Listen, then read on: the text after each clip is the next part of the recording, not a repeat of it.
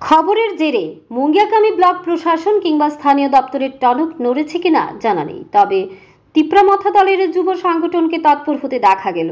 এগিয়ে এসে সহযোগিতার হাত বাড়িয়ে দিল তিপ্রা যুব ফেডারেশন।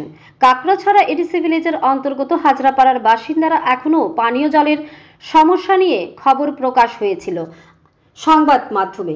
এই খবর দেখেই তিপ্রামথা দলের যুব সংগঠন তথা ওয়াইটিএফ ওই এলাকার মানুষকে পানীয় জল সরবরাহ করতে পৌঁছায় শুক্রবার। গাড়ি করে সাধারণ মানুষকে পানীয় জল পৌঁছে দিতে দেখা গেল সংগঠনের নেতৃত্ব সহ অন্যান্যদের।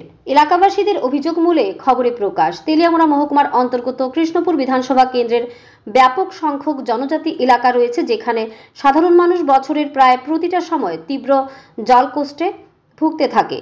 বলতে বিন্দুমাত্র দ্বিধা নেই, আমরা যতই উন্নত হওয়ার দাবি করি না কেন, এখনও কৃষ্ণপুর বিধানসভার একটা বিরাট সংখ্যক জনজাতি রয়েছে যারা পানীয় জল থেকে শুরু করে প্রায় প্রতিটা প্রয়োজনে জলের জন্য অপরিশোধিত উৎসের উপর নির্ভরশীল। এই এলাকাগুলোর মধ্যে কাকড়াছড়া এডিসি ভিলেজের অন্তর্গত হাজরাপাড়ার বাসিন্দারা এখনও পানীয় জলের সমস্যায় ভুগছে। প্রায় 2 শতাধিক পরিবার পানীয় জলের জন্য এখনও একটিমাত্র রিংকিওর উপর নির্ভরশীল বলে জানায় এলাকাবাসীরা। এলাকার গিরিবাসীদের পানীয় জলের সমস্যা নিরসনে কিছু জলের সাপ্লাই পয়েন্ট রয়েছে, কিন্তু তা না থাকার মতো, কারণ সেগুলো একদিকে যেমন যথেষ্ট নয়, এর পাশাপাশি জলও থাকে না। গাড়ি চোখে কিছু কিছু এলাকায় জল দেওয়ার ব্যবস্থা থাকলেও তা নিয়মিত নয়, ফলে বাধ্য হয়ে কেউ বা ছড়ার জল, কেউ বা জমানো জল, আবার কেউ বা পাথর চোয়ানো জলের উপর নির্ভর করে থাকছেন। ফলে স্বভাবতই বলা চলে রাজ্য সরকারের কোটি টাকা ব্যয় হলেও কৃষ্ণপুর বিধানসভা এলাকায় তা সঠিকভাবে পৌঁছায়নি। অভিযোগ, ডিডব্লিউএস দপ্তর থেকে গাড়ি করে যে জল সরবরাহ করা হয় তা পানের অযোগ্য। এলাকাবাসীদের আরও অভিযোগ, সেই জলও টাকা দিয়ে কিনতে হয়।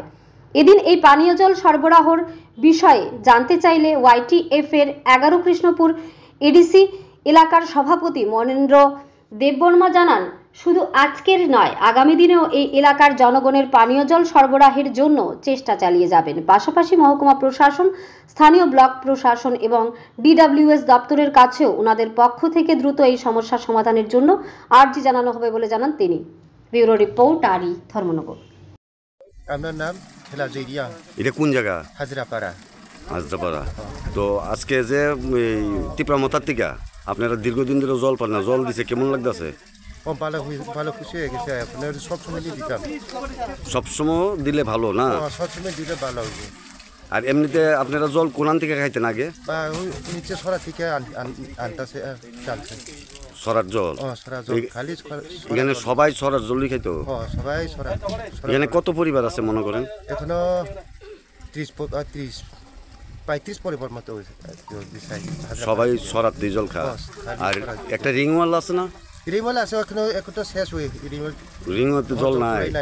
নাই, শুকিয়ে গেছে তো রিং করে। আজকে জল পাই আপনারা খুব ভালো লাগতেছে না?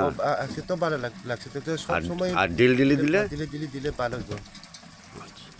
একবার গড়ে বানান লাগে, ওই কিনিয়া গড় বানিয়েছে জল। একটা করে কিনে দিছে লাগে, গড় বানা লাগে, ওই এমন করে গড় বানাইতাম। আচ্ছা, ধন্যবাদ আমরা মিডিয়াকে।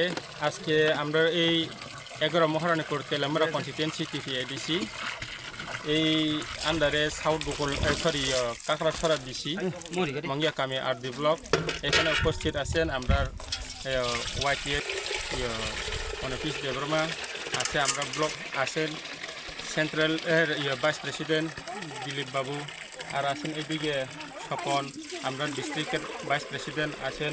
আমরা নির্দেশে আমরা আজকে কাকড়াছড়া হাজরাপাড়াতে জল ডিস্ট্রিবিউট করতেছি। এখন তো এটা কি একদিনের কর্মসূচি না কি প্রত্যেক দিন দেবেন জল? দেখি আমরা যতটুকু ডিডব্লিউএস এর মাধ্যমে আজকে যাবো। আমরা তো সব সময় আয়া জল দেবো, এটা তো সম্ভব না। যত পারি চেষ্টা করতেছি। আমরা সরকারের মাধ্যমে এসডিএম এ যাবো, ব্লকে যাবো, ডিডব্লিউএস এ যাবো, এই অ্যাপ্লিকেশন দিমে যে জায়গাতে জলের খুব প্রবলেম, এই জায়গাতে সরকারের থেকে আমরা অনুরোধ করব যে সরকারের অনুসারে জলটা ডিস্ট্রিবিউট করা হলে আমরাও সবসময় তাই পাইতে সময় নাই, টাইম নাই, আর টাকা পয়সাও তো দরকার এরকম জল ডিস্ট্রিবিউট করতে গেলে। কাজে আমরা সরকার মাধ্যমে সবসময় দেওয়া হইলে আমরা সরকারে এই DWS-এর